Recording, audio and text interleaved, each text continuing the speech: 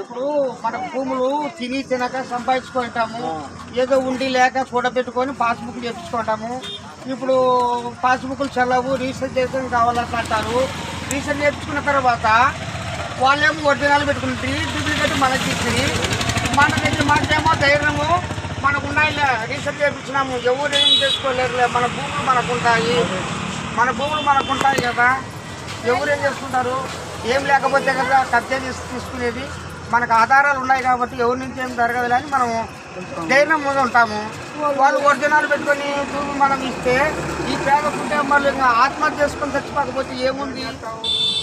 ఎండకు గాలికి జాన పుట్టకి ఎంతో కష్టపడుకొని నిలబెట్టుకుంటే వాళ్ళు రీసెర్చ్ చేసుకొని పట్టా చేసుకొని నీకు లేదు, సంబంధం లేదు, ఇది మాది అని కబ్జా చేసినప్పుడు పేదవాడు ఏం చేస్తాడుగా?